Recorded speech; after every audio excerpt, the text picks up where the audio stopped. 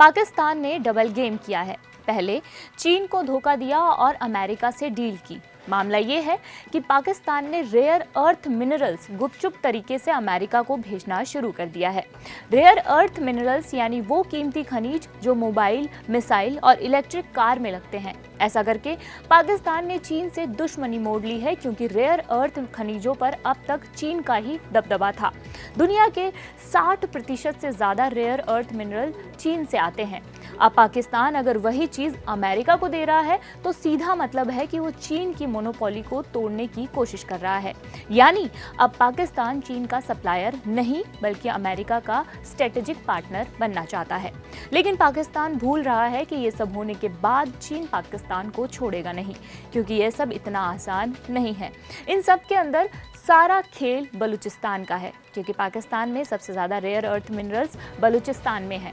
तो ये लड़ाई बलूचिस्तान से जुड़ी हुई है, लेकिन बलूचिस्तान खुद पाकिस्तान से अलग होना चाहता है, आज़ादी चाहता है। जाफर एक्सप्रेस पर हर दिन बीएलए के हमले कर बीएलए आज़ादी मांग रहा है। इन सब में एक ज़रूरी चीज़ ये है कि क्या पाकिस्तान चीन से दूरी बना रहा है। ऑपरेशन सिंदूर के बाद जब भारत और पाकिस्तान के बीच तनाव था, उस वक्त ऐसा दावा किया जा रहा था कि चीन पाकिस्तान की मदद कर रहा है, लेकिन जब ये तनाव खत्म हुआ तो पाकिस्तान का झुकाव अमेरिका की तरफ बढ़ गया। जैसे पाक सेना प्रमुख फील्ड मार्शल असीम मुनीर ने वॉशिंगटन का दौरा किया और वहां जाकर अमेरिका के राष्ट्रपति डोनाल्ड ट्रंप की जमकर तारीफ की।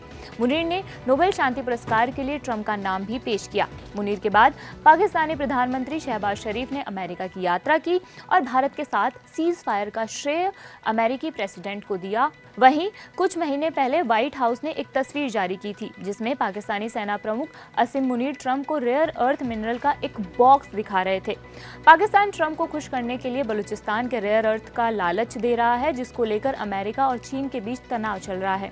इसके अलावा पाकिस्तान अब अमेरिका को पसनी बंदरगाह नाम के इलाके में एंट्री देने की भी बात कर रहा है।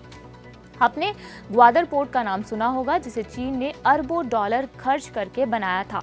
वो अब चीन के कंट्रोल में है, लेकिन अब पाकिस्तान ग्वादर के पास ही अमेरिका को नया बंदरगाह देने की सोच रहा है। यानी अब चीन और अमेरिका दोनों को समुद्र के उसी इलाके में जगह मिल रही है। ऐसा करके हो सकता है कि पाकिस्तान दोनों तरफ से खेलने की कोशिश कर रहा हो। अब सवाल आता है कि पाकिस्तान ऐसा क्यों कर रहा है?